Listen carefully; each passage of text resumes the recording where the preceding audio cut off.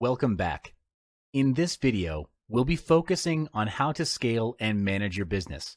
You'll also be looking at how to gain exceptional levels of income in the long run continuously. Excellent businesses have an edge which allows them to get ahead of the race. This advantage is called timing. Timing is the ability to select the precise moment for doing something for optimum effect. In this case, timing is the ability to gauge how much time you or your team need to get certain things done. You'll come to a stage where your schedule has reached its maximum capacity, and you'll need to balance your time between looking for new business versus having quality time with the people who matter to you.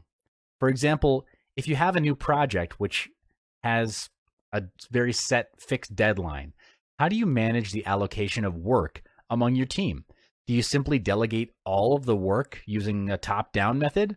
Or do you take a really good look at the work required for the project and instead adjust the work needed and shave off things that don't need to be done?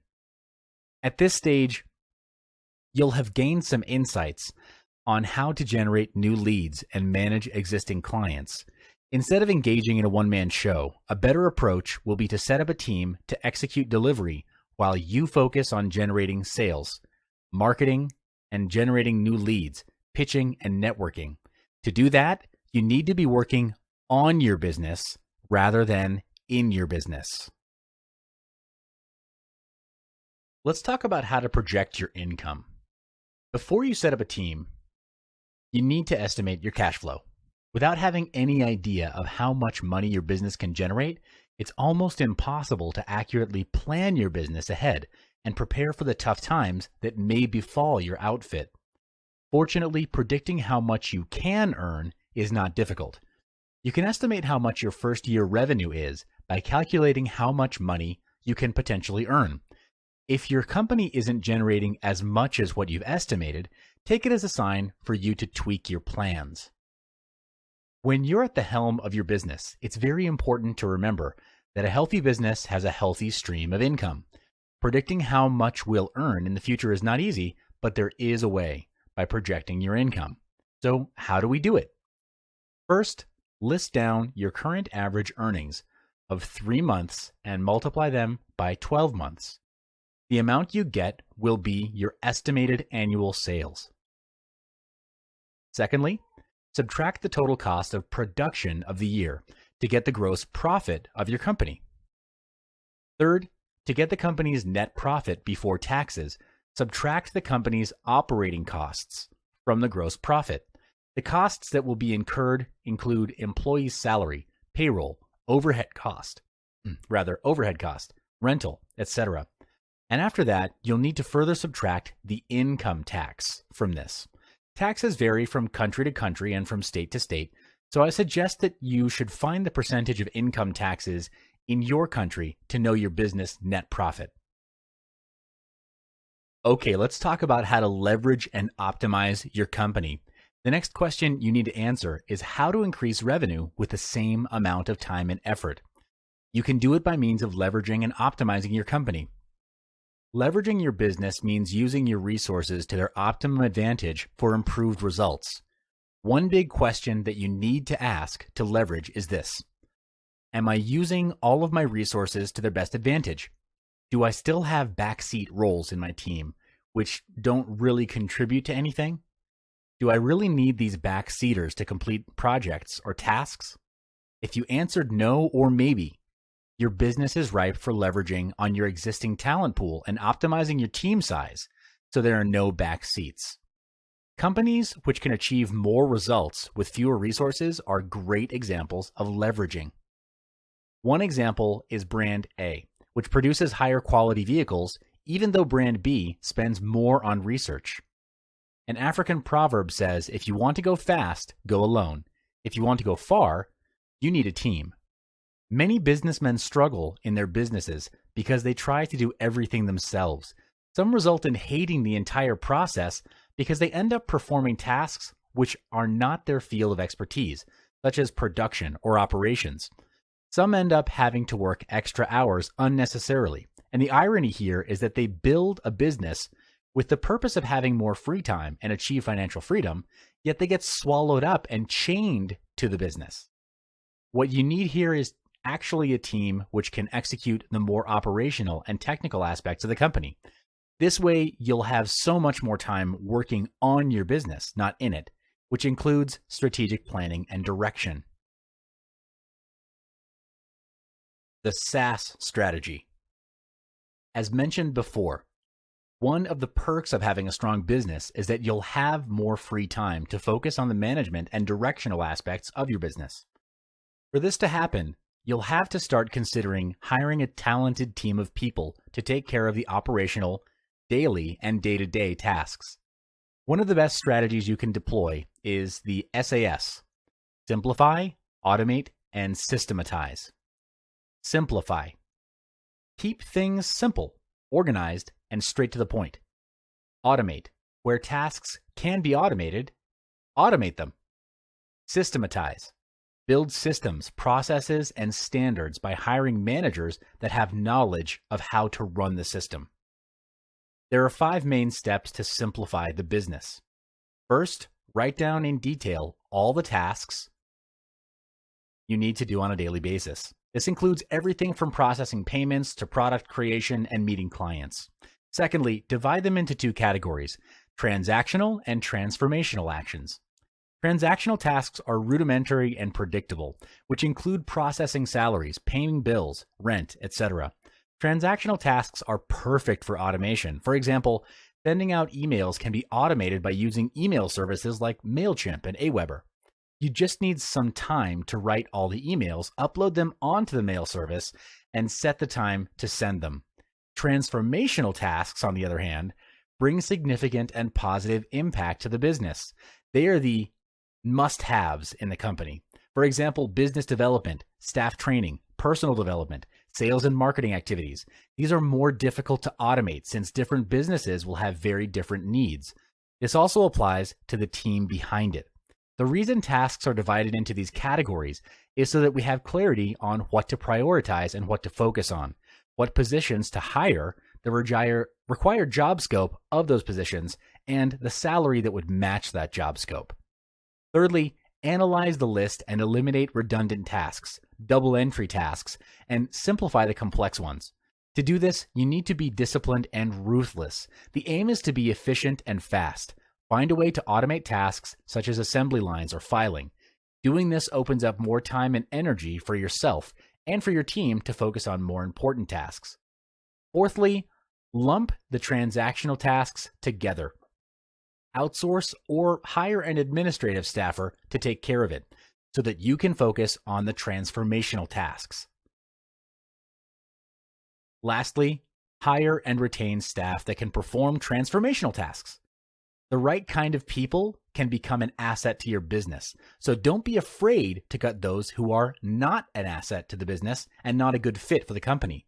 Retain the ones who work well together in the team. Again, make sure you minimize backseat roles as much as possible. Getting the right team.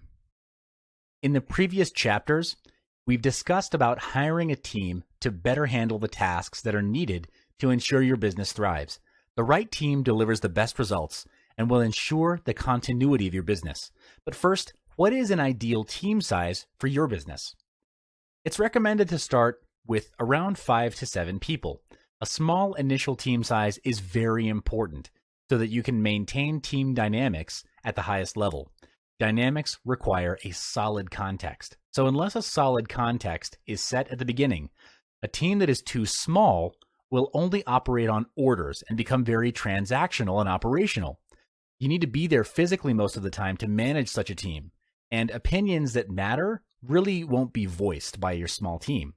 You don't want that to happen because you want your team to speak their thoughts, debate, and challenge you in healthy ways. It's only through that process that you'll be able to spot and cover gaps in the business and ultimately do better. A yes person who says yes to everything, well, that kind of person is definitely a no-no on a team that's going to grow. Keep a healthy balance between operational staff, creative staff, and managers or supervisors in the team you hire. A good setup would be 2 managers or supervisors to every 3 staff. This is to keep the system running smoothly and maintain an optimal standards level. And again, keep in mind that you need to minimize the backseat roles in your business. So your staffers, they're not passive, but they're not managers either. Be clear on who you want and what positions you want to fill. You may do this from the list of tasks that you did earlier on. This will allow you more free time to start thinking on a higher level and work on your business, not in it. So, do you want to hire a full-time staff, or do you want to only pick up contractual staff that only serve for certain projects? The answer really depends on you, whether you want a full-time or contractual staff. Each has its own strengths and weaknesses, of course. A full-time staff has the highest chance of developing company loyalty and a sense of ownership to both their roles and the business, and the result is a committed workforce. But a part-time or contractual team can be an excellent staffing option too for small or young businesses due to the potential for flexibility and the relatively low cost. Such workers necessarily work fewer hours, and so they'll cost less in wages. You could even outsource certain rudimentary tasks to keep costs low. In terms of hiring, it's recommended to go with long-term contracts. You may also want to consider having a profit-sharing scheme where the team can leverage off the business's success. This promotes empowerment, very strong staff loyalty, and lower staff turnover.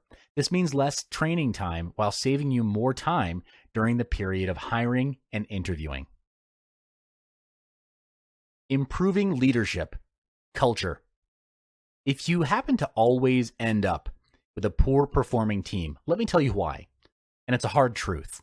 The problem lies not with your employees, but with your lack of leadership skills. Sometimes your team can be excellent in performing their tasks, but there may be some aspects that you haven't really addressed or that have been overlooked that the performance does not reflect in the result. If you're facing this problem, there are 3 key points in managing and building an A team. The first one is creating culture. Culture is important as it sets the context and tone of the company. It governs mindsets, attitudes, and behaviors, which ultimately influence your sales and profits. If the company runs on a low energy level and your employees rarely converse with one another, what do you think the result would be? Well, definitely the result of the work becomes mediocre over time. To cultivate a high-performance work culture, you need to set rules, often referred to as a code of honor. You can do this by gathering the team and listing down the desired attributes, attitudes, behaviors, and results that would require the team to practice excellence and achieve your company's goals.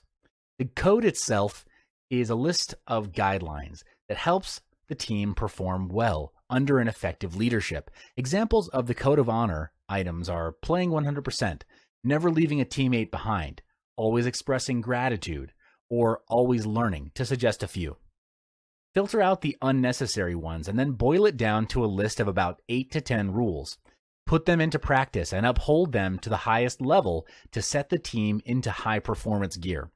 An example of a rule that I personally live by, rule number 1, commit to learning and personal development every day. On improving leadership, let's talk about learning and development. The second key point is to learn and develop. If the team is not learning and growing, then really they're dying. Therefore, your team needs to constantly sharpen their saw. There are always businesses out there who work harder, smarter, and quicker than your team. It's just a reality. And if there's no growth in learning or developing current talents, that is, surely one day your competitors will close the gap and surpass you. This also means death to your business. If you're not learning, you're dying. Stay ahead of your competitors by structuring learning and development activities for your team. The reason is these activities help them to be very efficient and effective in problem solving, time management, and prioritization. There are lots of activities that you can do for your team to help their growth. The first is apprenticeship. This means sending your team over to other organizations to learn from them. This can be a very useful and effective way to eventually develop a new skill. Second is career counseling. This is where your team members discuss with their supervisor a career plan and develop that career plan to identify areas for improvement or advancement and how those areas can be addressed and also when.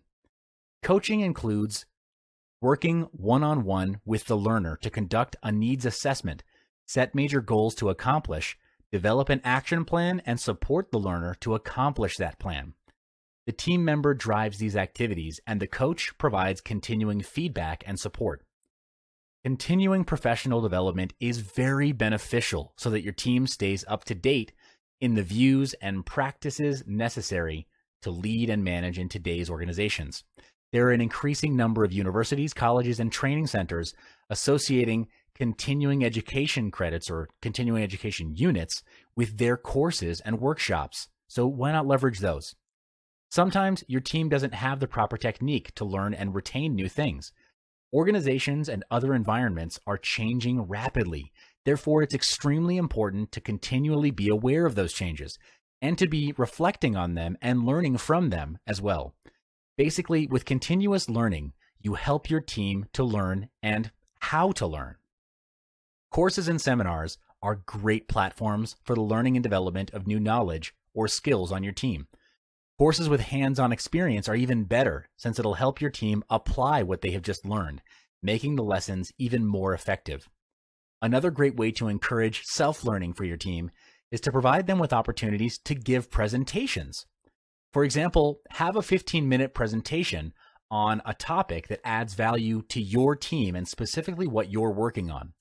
Let's say there are 7 people on your team. That would be a total of 105 minutes of presentation every time you do this meeting.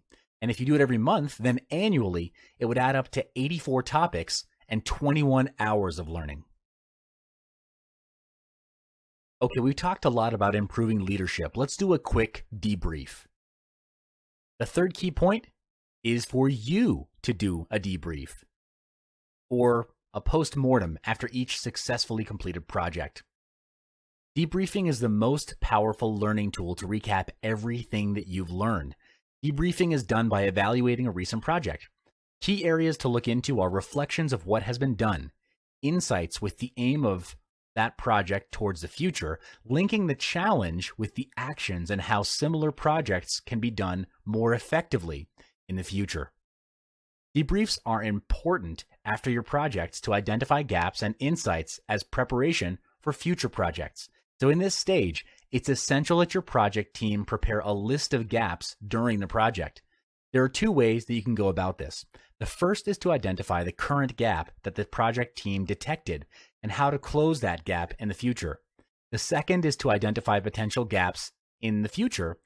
An example is if you hear that your competitor is introducing a faster product sometime in the future, you might conclude that this could be significant to your business. Next part is to arrange a meeting session with your team. Now, this is critical because your project team may have things that they might want to point out, which are actually critical but not noticed during the project. Imagine skipping out on such a debriefing session and starting right away on the next project. Not only would it cause the same mistake to be made over and over again without anyone realizing, but your project team may be demoralized and further risking the projects in the future because of low morale. Therefore, it's your core role in these meetings to be a facilitator and to lead by conducting the session without bias, regardless of any employee's rank and regardless of what they say. The following questions are designed to facilitate insights from your team. What happened? What should have happened instead? What did we learn? How can we improve? What are the action plans for this session? At the end of the session, you'd have an action plan that the team can execute to improve on any aspects where there's a gap. All right, some people avoid this, but it's very important. Let's talk about managing your finances. The final part of this module is to manage your finances. If you don't know how to manage them, then I recommend that you hire or outsource this to someone else. But as a business owner in charge of your team, you need to know what your finances are to evaluate your business growth. The strategy is to minimize expenses by maximizing profits through sales and marketing. To do this, you need someone to monitor your company's cash flow. Unnecessary expenses are identified from the task list we created at the beginning of this module. When you eliminate those unnecessary tasks, you cut down your expenses. Upon receiving revenue, pay your staff first and yourself last. This is to take care of the engine of your business, the staff, and keep it running. It will definitely be a huge payoff in the long run, trust me. Then pay for what's necessary to keep operations running, like office, rent, utility bills, internet, necessary equipment, etc. With the balance as net profit, allocate 10% to the growth and development of the team. This covers costs you'll need when sending qualified team members to seminars, workshops, investing in books and training videos. Do this strategically with a specific outcome in mind. Don't spend willy-nilly. Allocate another 5% to spend on R&R. The team simply can't be running 24/7, especially when it comes to creative work. The mind needs to rest and unwind, and funds are needed to accomplish that. There are business owners and team leaders who don't allocate any playtime for the team to recharge, and that always results in burnout and boredom. Without naming names, I can tell you that there are Fortune 500 companies that deal with internet commerce, and go ahead and Google the names of the top companies in the industry. You'll see examples of this. But when fund allocation is done in percentage versus value, the team is empowered, feels the sense of ownership for their work, and can contribute more actively in the company. All that needs to be done now is to increase productivity and marketing of the company. More revenue equals more profit. More profit equals more funds for learning, profit sharing, and R&R. When your business growth expands, hire a sales and marketing team to bring in sales for the company. Do high tickets to attract more profitable business projects instead of small projects with less profit. An example of a high ticket would be a 3 to 4 day coaching program to help your clients expand their businesses using your sales and marketing knowledge. Allocate 10% of your net profit into researching new business opportunities in the market, studying about the future market trend, and expanding your current business. And allocate another 20% into building a new company using the same kind of strategies and tactics. Doing this will potentially double, triple, or even quadruple your income. I know it sounds incredible, but it's true. In summary, these tactics have worked for me and have allowed me to build a 7-figure business. These tactics and moves are from my experience. Your goal is to replicate this success by copying and pasting it into your business. You don't have to think. Again, don't reinvent the wheel. Just copy my business. The quickest way to achieve success is to model off of someone who's already there.